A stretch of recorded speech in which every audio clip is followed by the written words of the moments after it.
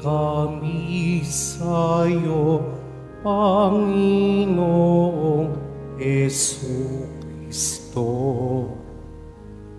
Nagpupuri kami sa'yo, Panginoong Jesucristo. Magsisi tayong mataos, halinang magbalik loob sa mapagpatawad na Diyos.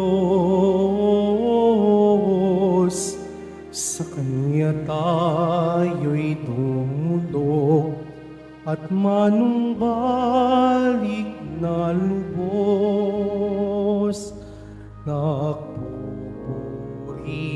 kami sa'yo, Panginoong Jesucristo.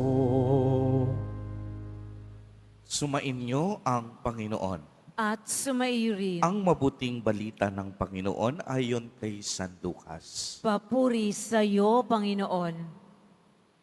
Noong panahong iyon, samantalang dumaragsa ang mga tao, sinabi ni Jesus, napakasama ng lahing ito. Naghahanap sila ng palatandaan mula sa langit, subalit walang ipapakita sa kanila maliban sa palatandaang inilalarawan ng nangyari kay Jonas, kung paanong naging isang palatandaan si Jonas sa mga taga-Ninive, gayon din naman magiging isang palatandaan sa lahing ito ang anak ng tao. Sa araw ng paghukom, titindig ang reyna ng timog laban sa lahing ito at sila'y hahatulan niya ng kaparusahan, sapagkat nanggaling siya sa dulo ng daigdig upang pakinggan ang karunungan ni Solomon. Ngunit hindi hamak kay Solomon ang naririto. Sa araw ng paghukom ay titindig ang mga taga-Ninive laban sa lahing ito at hahatulan ng kaparusahan, sapagkat nagsisi sila dahil sa pangangaral ni Jonas, ngunit higit na di hamak kay Jonas ang naririto. Ang mabuting balita ng Panginoon. Pinupuri ka namin, Panginoong Hesukristo. Magsiupo muna po ang lahat. Ang kwento po tungkol kay Jonas ay matatagpuan din natin sa isa sa mga aklat sa matandang tipan na nagtataglay din ng pangalang Jonas.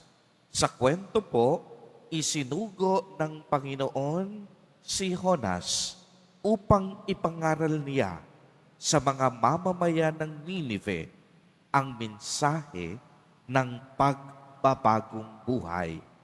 Noong unay, hindi agad sumunod si Jonas. Ngunit ng kinalaunan ay nagawa na niya ang kanyang misyon at nagsipagbago ang mamamayan ng Ninive. Noong ipinahayag ni Propeta Jonas sa mga taga-Ninive, nagugunawin ang Ninive pagkatapos ng 40 araw. Ang lahat ng mga taga-Ninive, kahit ang hari nito, ay nagdamit ng sako, naupo sa abo at nag-ayuno bilang tanda ng kanilang pagsisisi sa kanilang mga kasalanan. Dahil sa ginawang pagsisisi at pagbabalik loob ng mga taga-Ninive, hindi itinuloy ng Diyos ang kaniyang plano na gunawin ang bayan. Kaya nga kung inyong narinig sa Ebanghelyo, humingi ng palatandaan ang mga guro ng batas at mga pariseyo. Subalit sinabi ni Jesus na ang tanging palatandaan na ibibigay sa kanila ay ang palatandaan ni Jonas.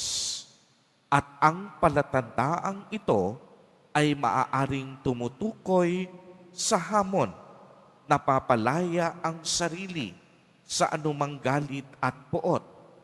Kung malaya sa galit ang ating puso, matututunan nating pagpatawad at higit sa lahat, mas magiging madali ang pagbabago ng ating buhay. Mga kapatid kay Kristo, marami po sa ating panahon ngayon ang pinipiling mabuhay sa galit at poot.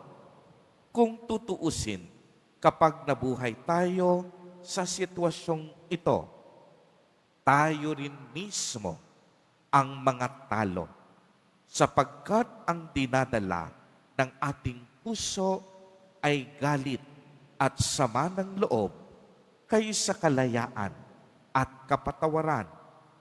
Tunay ngang mahirap magpatawad, lalo na sa mga taong nakasakit ng ating puso at damdamin. Subalit ang panawagan ng Ebanghelyo, kapatawaran at pagbabalik loob. Hindi nais ni Jesus Nazareno na mag-imbak tayo ng galit at mga hinanakit sa ating puso. Ang nais niya sa bawat isa sa atin, lumaya at makalaya tayo. Nais ni Jesus na magkaroon tayo ng isang pusong marunong magpatawad at humingi ng kapatawaran. At imbis na humingi tayo sa Diyos ng mga palatandaan, bakit hindi na lang tayo manalig sa Kanya ng buong puso at pagtitiwala? Alam naman natin na ang mga taong naniniwala at nagtitiwala sa Diyos, Kanyang iniingatan at hindi pinapabayaan. Mga kapatid kay Kristo at mga kadiboto, sa araw na ito, inaanyayahan tayo ni Jesus Nazareno na palayain natin ang ating mga sarili sa anumang uri ng galit, poot at hinanakit. Alisin natin ang lahat ng mga masasama at negatibong emosyon na nagpapahirap sa ating puso at kalooban. Piliin natin ang lumaya at maging malaya upang sa gayon gumaan at guminhawa ang ating buhay. Amen.